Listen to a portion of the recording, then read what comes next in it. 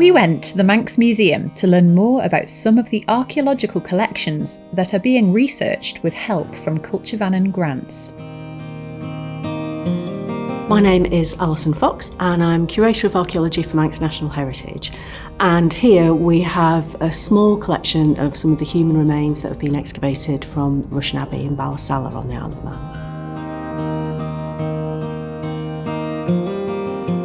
We look after the monuments, people see the castles and the abbey.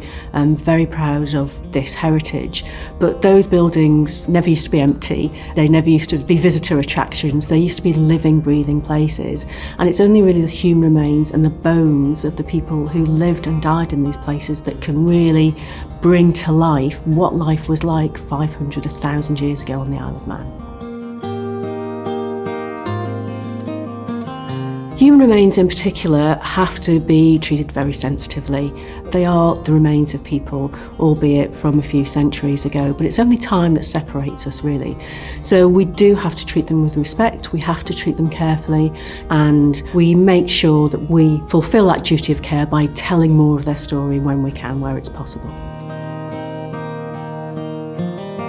The most recent period of excavations from 1998 to 2008 and then a smaller excavation in 2016 was enabled by an awful lot of people, a lot of organisations. Archaeology as a subject, as an activity, is very complicated. So Manx National Heritage has been working with the Centre for Manx Studies, with Oxford Archaeology North, with associated academic institutions such as the University of Bradford, but also local organisations as well, such as Culture Vannin and also the Isle of Man Natural History and Antiquarian Society.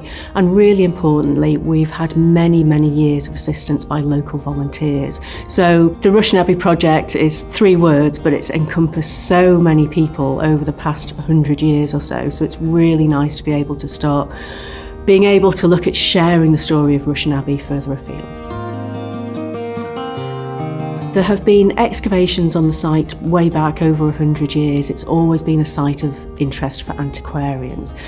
So at the end of this project, there will be a printed publication on the history of excavation and all the things that we've found out from Rushen Abbey from the past century, really.